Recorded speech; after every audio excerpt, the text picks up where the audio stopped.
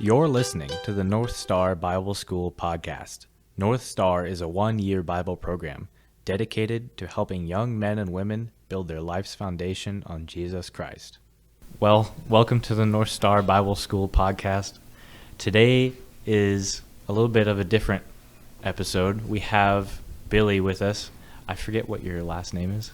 It's Billy Tjernlund. It's a Swedish name, and it's spelled very strangely. Okay. I won't try to pronounce it. Okay. But My name is Billy Tjernlund. Okay, cool. Yeah, Billy is here he did our chapel service this morning. We try to get different speakers to come up to do our Wednesday morning chapels. It's kind of like a little church service. It gives the students an opportunity to practice leading worship. And then also... Well, I'm told that you guys, not told, I've seen it, you guys, the students go to different churches in the community. Right. But you want to have your own church as a school, so you have that together. Right. Well, we don't call it church because we know, yeah, I mean, we have to go actually be part of a local body of believers. Right. But yeah. So you call it chapel. Chapel. But it's a lot like church. Yeah. Except the messages are more geared towards college students, I guess. And they're sometimes less sermon-y than church would be. So. Oh, really? Maybe less sermon-y than mine today. Yeah, but yours was good. I liked it. So, could you tell us a bit about who Billy is? Okay. Gosh. Take as long as you need. Yeah, I was born and raised in the Chicago area, and went to Bible college in Chicago.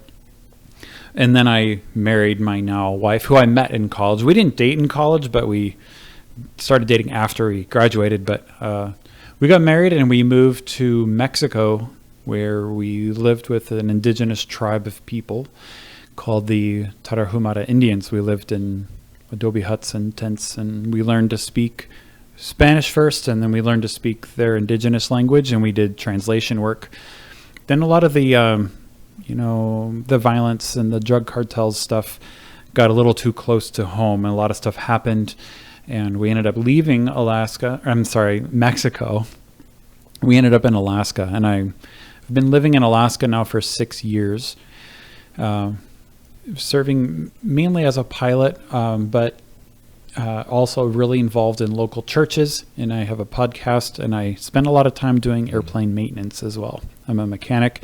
My wife and I have been married almost 16 years.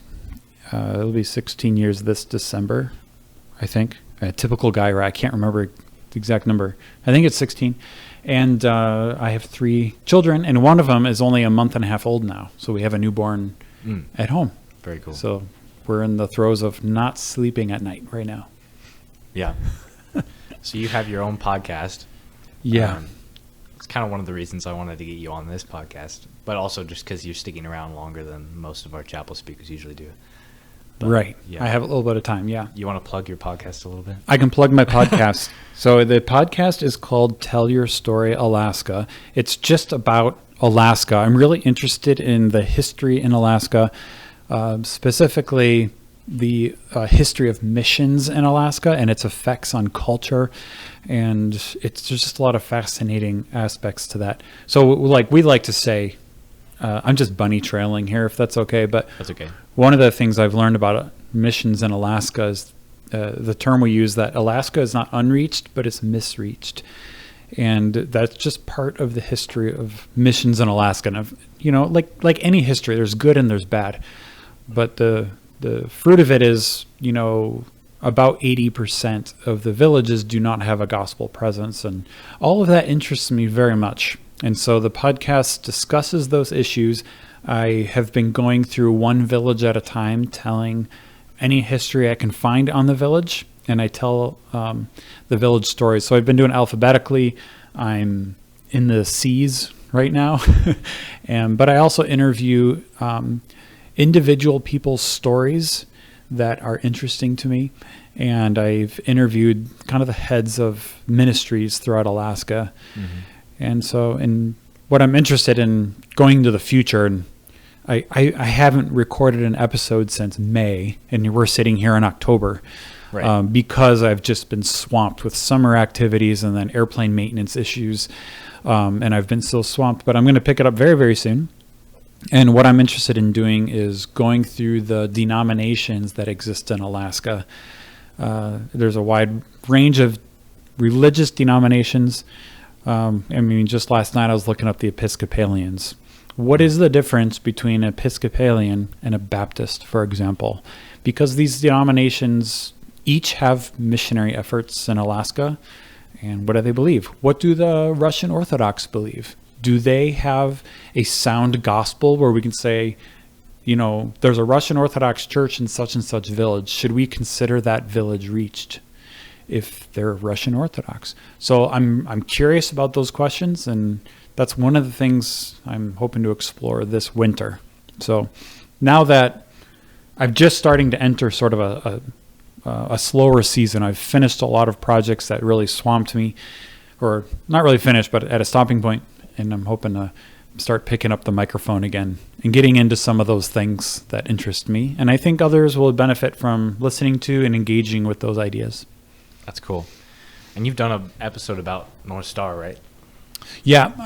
I interviewed Mark and Luke Gunkel, the father and son duo who kind of run the school.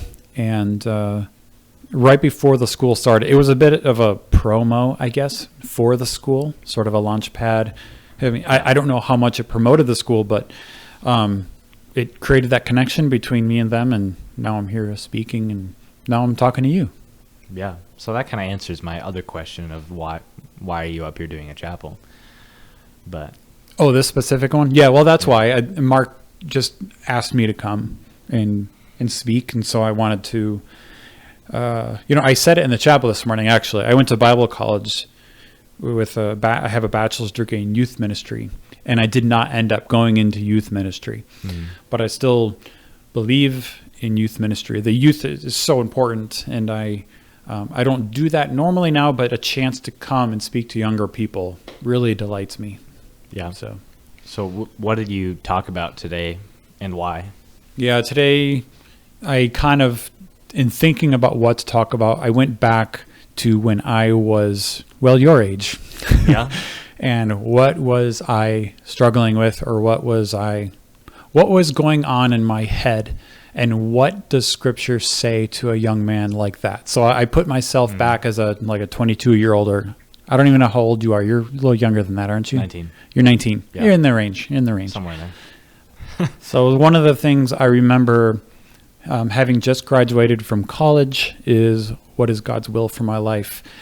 And that racked me. I did not know how to answer that question. And, I talked about it this morning, that Moses got a burning bush, Noah got blueprints on how to build a boat. The Apostle Paul got a vision and it blinded him. And I'm like, hey, I'll take one of those, God. Just give me something specific. Here I am. I'm ready. And I never got it. And so it was a struggle. And I wanted to address that this morning, which is what I did. Well, you mentioned you fly a lot. Yeah. You want to tell us about that? Yeah, I do fly a lot, but it's seasonal, right? Okay. I don't fly a whole lot in the wintertime. Although, the longer you stay someplace, the more connections you make. And so I'm anticipating getting busier in the winter than I have been. However, the bulk of my flying is in the summertime. I have 2 airplanes. I have a Piper PA-32-300, which is also known as a Piper Cherokee 6. It's a 6-passenger, low-wing, 300 horsepower airplane. It's really a great, solid plane. Like when you fly it, it just feels like you're flying a solid piece of machinery. Yeah. Compared to other planes. It's very smooth. It's very good in crosswind landing. It handles icing really well, and it's got a lot of power. And it's just a very stable airplane. And so I really like flying it. It's relatively easy to fly, and I just love how much power it has. It's 300 horse. Most Cherokee 6s are 260 horse, but this one's 300, and man, I'm kind of addicted to power and airplanes. Yeah. So anyway, I used that airplane to fly for various camps throughout Alaska. And, in the wintertime, sometimes there's like a conference that comes up in a village, and I'll go to those. Or I do get requests sometimes, mostly at random, for flights for the Cherokee 6. But right now, that airplane, that's what I've been busy with, and why I haven't recorded a podcast in a while, is I have removed the engine. That engine has been on there since 1994, and it's got about almost 2,200 hours on it, which the recommended time is 2,000 to take the engine off and overhaul it, which means they take it apart and they replace the bearings, and they very closely inspect every single part, and they do quite a few things. There's all these standards. Yeah. But you send it off to a shop and they overhaul it, and when you get it back, it's like a new engine, right? And so you're supposed to do that every 2,000 hours. So that's off, and I'm also upgrading the interior. The interior is from the early 70s. It's a 1972 airplane, and so the interior is from 1972, which is older than I am. Yeah. So when I took it out, it just felt like icky, and I don't know how to put it, a little smelly. Yeah. So I wanted to upgrade the interior. I've also upgraded a lot of the avionics. So had the old airplane smell? It actually wasn't terrible. But when you start pulling back panels, you get your nose in there and you can smell something. Yeah, there's some of that. But also the technology in the plane is from the 70s, and I want it. Here we are in 2025, and the technology has gotten better and better instrumentation, and I wanted to have that. So just in like this idea of like pursuing excellence, right? As an aviator, I want to be professional, and I want to be safe, and I want longevity. And so it's expensive, it's scary. It's like, how am I going to afford all this? But thinking about, as believers, as followers of Jesus and serving him, there's something about the missionary community that says, like, I should do this the cheapest way possible because people are supporting me. I want to be a good steward of the money. And there is something in the community that says, I need to do this the cheapest way possible. And I'm trying, and I've thought that way for a long time, but I'm trying to get away from that and say, I want to do this the best way possible and trust the Lord for the resources. So, there are instruments out there that are better than what I'm putting in. But what I'm putting in is a massive upgrade in instrumentation, and it'll increase safety. Is it a glass cockpit? It's mostly glass. So I have, for the avionics nerds out there, I've got a Garmin 355 Navcom, and I have a Garmin 345, which is an ADS-B in and out transponder, which is new. My old transponder was the old style, the old analog style, and it didn't have ADS-B, and which was frustrating a little bit for the other pilots I'd fly with because they couldn't see me on their maps. Yeah. So now they'll see me. And, as for the government skeptics out there, now the government can track where I go. But the increase of traffic awareness is a huge safety benefit. Then I also have dual G5s on there, which I had before, but now they're interconnected with these new other avionics. And I'm still working on it. I'm trying to install a GFC 500, which is an autopilot. It's a Garmin autopilot. And that's really nice because in Alaska, the biggest challenge in flying is the weather. Back when I lived in Mexico, the challenge was high density altitude. And so you get lower performance on the plane. We lived at 8,000 feet. And I had a plane there. It was normally aspirated. So you get pretty low performance. You needed a lot more runway. In Alaska, despite having the tallest mountain in North America, the places we go are very low elevation. Yeah. And so that's not an issue, but weather is a problem because we fly distances that are so long. I'll fly through 3 different weather systems for one flight. So I'll have to dodge low visibility situations and stuff. Anyway, you can end up in hairy situations with no visibility. It's VMC to IMC, right? This is one of the number one causes of accidents. So anything I can do to increase the safety in those situations. So with this autopilot, I can, if I get disoriented, if I'm in the soup, as we say, no visibility, no horizon, if that happens, we always do everything we can to avoid that. But if it happens, the autopilot has a level button. You click a button and the plane flies level. So Yeah. all of those things are to say, I want the plane to actually be safer, and I'm also putting a new interior, which was just an aesthetic improvement. But what it does is the passengers who climb in my plane feel safe, and I want that as well. I think that's worth the money to do that. Yeah, for sure. So that's my Cherokee. That's a long-winded way to say that's one of my planes. My other airplane is a Mall M5, which is more like like an Alaska bush plane. If you watch Alaska bush flying on YouTube, you might see a Mall on there. High wing tail dragger. It's a high wing tail dragger. I've got the Tundra tires on there. Sweet. I got 31-inch Tundra tires. Has extended gear on it, so it stands taller, have a higher angle of attack on takeoff, which is really nice. Stole kit? It has a stole kit, the VGs, Sweet. And it's got gap seals in the tail, which improve. Malls, one of the issues with the Mall is that it lacks tail wheel authority. But the gap seals, it closes the gaps between the elevators and the tail wing back there. And it improves it gives you you have less loss of air flowing over those surfaces. So anyway, improvement of the tail performance with the gap seals, which is really needed on the Mall. It's a pretty nose heavy airplane, and when on short final, you got to get that nose up, so you have the least amount of energy as possible in landing. So anyway, the Mall is it's such a impressive airplane, and the amount it can haul and for the takeoff and landing performance is really fun. So I can land on a small sandbar or on a mountaintop, and it's really impressive. So cool. Yeah. When we actually have a runway just on the other side of the lake here now.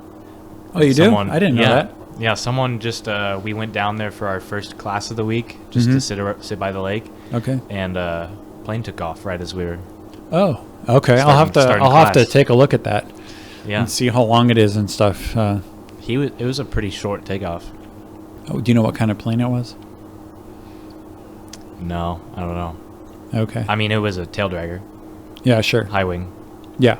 It was probably a Cub. Cubs are like a dime a dozen here in Alaska. Everyone's got a Cub. Some kind of Cub, yeah. Yeah. Yeah, Cubs, I mean, there's a reason why a lot of people have them. They're very impressive. But I love my Mall. So. Yeah. So what do you, how do you use your flying for ministry? Yeah, so a lot of people make an assumption that aviation's my passion. It's not. My passion is just the gospel. And aviation is a great tool. Yeah, I think that it is also true, though, that the longer I use these tools, the more I enjoy them. I don't know, the better you get at something, the more you delight in it, I think. Anyway, but the airplanes are a tool for the sake of the gospel to go in Alaska. Yeah, are you showing me a picture? Yeah, that's the picture I took of the plane. Oh, yeah. It looks like a Pacer. Okay. Yeah, Pacers are a great plane, too. Actually, the Mall and the Pacer are extremely similar. Yeah. But the Mall has more power. They can perform a little better than the Pacer. Okay. Yeah, we saw the plane land not too long ago, and so we got in the kayaks and paddled over there to see what it was. So that's cool. Yeah. Well, sorry, I'm burping. Yeah, the way I use the airplanes is with the Cherokee. I use it to one thing I've learned about Alaska is one of the most effective ministries are these camps.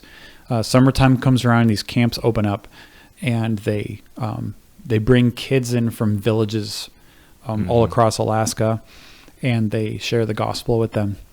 And one of the things that really makes me want to extend my time and resources for these camps is when I go to a village to pick up kids. These kids' parents or grandparents or uncles, whoever their guardians are, will drop them off, and sometimes they will say, when I was a kid, I used to go to that camp. It changed my life.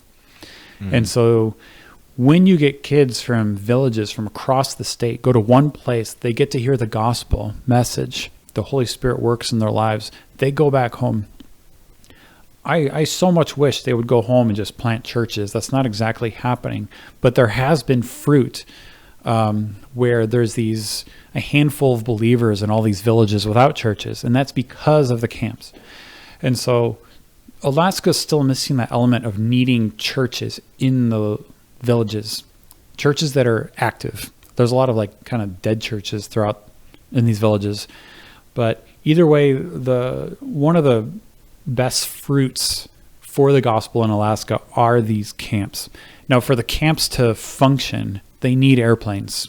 Airplane is, in fact, at the last camp, before I left the summer, the camp director came to me and said, "Billy, what do you need?" He's like, "Without you," and there's 2 other pilots that do it, "we don't have a ministry. So what do you need?" And so we had a discussion about, upgrades and on the airplane and stuff. But I think it's true. Without the use of the plane, these camps can't function. And what do these camps do? These camps bring young people from all across the state, and they hear the gospel. And so for that to happen, I need a good plane. And not just a plane that's put together cheaply. I want it to be professional. I want the kids to feel safe when they get in. I want the airplane to have longevity. And so I want to, put in the resources that's needed to do this well, and so that it can happen for a long time, and hopefully past my time. Yeah. And so sometimes I'm tempted to feel like I'm spending literally weeks and months under the panel of an airplane trying to wire all these instruments together. And I'm like, this isn't ministry. I'm not sharing the gospel with people. I'm laying under a panel installing instruments. But when you get over yourself and say, dude, get over yourself and stop feeling like you need to be doing important things like the frontline stuff all the time. It's actually the behind the scenes stuff is wildly important. And having all that time laying under the panel or, doing annual inspections or 100-hour inspections, it's wildly important because without that plane, that camp can't run. Those kids don't hear the gospel. So it's worth it. So I guess that's just in my own struggle as I go, I'm spending so much time doing maintenance. That's not sharing the gospel. But you go, wait a minute, hang on, get over yourself. Take that time. It's worth it. Yeah. So this is a question I usually ask the professors. Okay. Actually, it's 2 questions, and it's okay to think about this. But I want to ask you for recommended resources. So, thinking back to early years, either in ministry or in school, what was a book that was helpful to you? Yeah, first thing that comes to mind, when I went to Bible college, I majored in youth ministry. And I think that you should take, no matter if you're in Bible college or a 1-year program like North Star, just take as much Bible as you can. Know the Word. Spend as much time learning the Word and being competent in the Word and being founded in God's Word. So if you're going to go to Bible college or if you're just doing self-taught stuff, which is totally fine if you have that kind of motivation, learn your Bible. Learn what Calvinism is and what Arminianism is. Learn what dispensationalism versus covenant theology. Learn what it means to be reformed. Learn these things, engage with them, ask the hard questions, be rooted in God's Word. That's just number 1. Learn His Word. Study the Gospels. Study the epistles. Know how the Old Testament is related to the New Testament. Because these are directly related to your the ministry that you want to do. And there's a direct correlation between the hearts of man, because the whole narrative of the Bible is the story of man. You need to understand what God says about man if you want to minister to man, to understand yourself first and then to others. So I recommend that. That should be, I think, a top priority. Like I'm saying that because when I went to Bible college, I majored in youth ministry, and that was fine. I did learn things that I still use, but I do wish I took more Bible, because I've had to learn the Bible since then on my own. So other books, I think it depends on what you're pursuing. You know, gosh, like, for example, one book that was pivotal for me, it's not even a famous book. It's called I mentioned it this morning. It's called The Myth of Certainty by Daniel Taylor. Daniel Taylor was a professor at Bethel College in Minnesota. Really just not even much of a known guy. But I was in counseling a while back. My counselor gave me that book because I was really struggling with doubt. And I told him I wanted certainty. If I'm going to follow this Jesus, I want certainty that he's real and that the whole thing is real. But I don't have certainty. I have all these doubts. And he said, Billy, get over yourself. I'm like, you get over yourself. Why are you talking to me that way? He's like, Billy, unless you give up certainty, you're just going to suffer the rest of your life. I'm like, what do you mean? And he gave me that book. And I realized that our faith, there's not 100% proof, but we can have assurance. And I mentioned it this morning. I have assurance that my wife is faithful to me because I have a lot of evidence that she is faithful to me. In the same way, I have a lot of assurance that Jesus is the Son of God, that he died and rose again on the third day. There's a lot of evidence for that. So I have assurance. And since then, I've just walked in so much more peace in my life. So I would say, like, as far as recommended books, go and find the books that meet your need. Mm-hmm. You know, it's not going to be the same for everyone, obviously. But I mean, generally, you should be reading C.S. Lewis, really pivotal. You should be reading some of the early church fathers, Thomas Aquinas, Augustine's Confessions. I mean, even in modern times, this morning I mentioned Thomas Sowell. I've been reading Thomas Sowell lately. He's not even an outspoken Christian. I'm not even sure what he is, but just engaging my mind and becoming more knowledgeable is something all believers should be pursuing. So, I don't know. I guess those are my thoughts that come to mind right now. Cool. Well, that's about all I have for questions. Anything else you want to discuss? Oh, I don't know. It wouldn't take much to get me blabbering about it. Something. I don't know. So tell me why you came to North Star Bible College. Why did I come here? Yeah. Or school. It's North Star Bible School. Yeah. Yeah. I mean, we get college credits, technically. Oh, really? I thought it was unaccredited. Well, we have transfer agreements with certain schools. Oh, interesting. And then also, if someone's going to a school, Luke or someone on staff will reach out to that school and try to establish a transfer agreement. So that's cool. Yeah, I mean, we have syllabi and we have grades and we try to keep track of all the credits. So yeah, sure. But yeah, I'm actually not really getting credits out of this year. Okay. Because I've already taken all these classes at what's kind of I don't want to say our sister school, but we kind of copied their entire program over in Montana. Yeah. Montana Wilderness School of the Bible. Mm-hmm. So I went there last year, and one of my classmates, actually one of my roommates, was at Echo Ranch Bible Camp up here and heard about North Star and heard that they were looking for someone to also be a second-year student, like they have in Montana. Yeah. To kind of try to come and encourage a culture and plan activities and take on other sort of staff-like responsibilities and just trying to exercise the leadership, apply the things that they learned in the past year to a more leadership-oriented role. And And that's something you're interested in. That's what I'm doing right now. Yeah. So we call it an RA. I'm an RA right now. Oh yeah. Okay. And so, but I'm trying to come up with a better name for it. At NW we call them ventures because I think it's more than just an RA. I mean, from what I hear about what RAs are, I think we do more than that.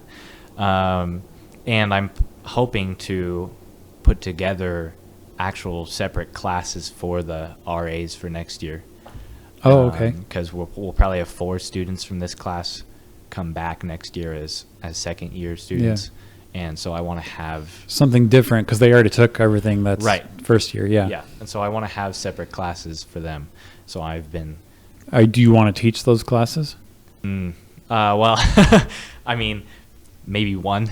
Okay. No, I'm not really in that teaching role yet, I don't think. But I am trying to organize finding professors to come teach those classes and what classes we want them to be taught. Yeah, I think that's cool. And pursuing something like that, it probably feels like that feeling like, hey, I have this idea, but like I don't know what I'm doing, or like I don't know how this will look. Right. And I wanted to say to you that's how it should feel. The best thing you'll ever do is going to be really uncomfortable, and it feels like you have no idea what you're doing, but you're stepping out. The best things you'll ever do are going to feel like that. Yeah. And that's been true in my life. The best things I've ever done, I'm like, I kind of feel stupid, but I had this idea and I have no idea how this is going to, maybe it won't even work out, but still it's the principle is that little nugget of an idea. Like I just got this idea that's kind of like lingering in my mind and I want to try something and you don't know what you're doing and you kind of stumble about. That's how it's supposed to feel when you're doing something that you probably should. Yeah. Well, I'm kind of trying to model it after the second year program that they have in Montana. And so I've been trying to reach out to them and get resources from them. What kind of classes are you guys doing? That kind of thing. Yeah. You just call the director and say, hey, I'm doing this. Can you help me? I bet you he will do it enthusiastically. I have a phone call scheduled. There you go. So, oh man, you're on it. Yeah, you're doing it. Yep. And so we'll see. Hopefully we have a full-on second-year program next year. Man, I love it. We if not, that's okay. We'll work it out. And I have even like Andy Miller, who's also on staff here. He would be a really good resource. He's down to teach classes and cool. So that'd be great. Yeah. So you're evaluating your resources. Like I got to call this guy, that guy. I use Andy, and just do it. Yeah. We talk about it this morning. Like, especially as a young man, when you're not sure how where you're going to end up in life, where you're going, like a practical thing to do is just be radically devoted to the thing in front of you. Yeah. This thing that you're trying to do. Make the phone call. It feels uncomfortable, but just do it. Yep. And I think one of our previous chapel speakers said basically along the lines of when you don't know what to do, just take the next Godward step. That's good. Yeah. And so. Yeah, it's a good way to put it. That's what we're doing here. There you go. Yeah. Yeah. And even if it doesn't pan out, right? You stepped out and you learned something. And the next time you step out, you're going to step a little bit better.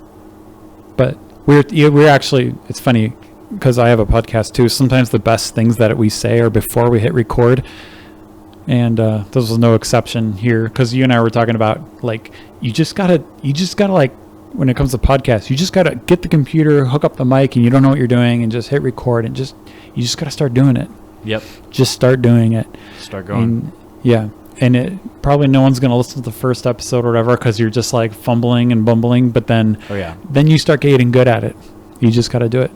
Yeah, that's definitely how it was even starting up this podcast. If you go back and listen to the first episode, it's a little rough. Yeah. And like the audio, I think it was a single little desk microphone that was just sitting on the table. Yeah. And so, but yeah, same with mine. I do not recommend you. It's still up there, but don't listen to episode 1. Don't do it. Yeah. Listen to our later episodes. Yeah, just listen to the later ones. Just skip over all my learning process. Yeah. But cool. Well, it's been great to have you on and up here doing a chapel. You bet. And I'm sure I'll see you in the future as we stop by Sounds your good. house. I'm on the way to actually church. wanting to check out that airstrip. That would be pretty cool. Yeah? To land over here. Yeah, you should. I've heard people also land on the lake out here when it's frozen. Yeah. Yep. I do have So- skis for my plane, my mall, so I could land on the lake. You know, That's cool. that would be pretty fun. So Yeah, we'll do it sometime. we should. Well, for all you out there, you want to stay tuned as we have more podcast episodes coming. And if you or anyone you know is interested in Bible education and discipleship in the beautiful mountains of Alaska, you can find more info at nsbs.life. That's nsbs.life.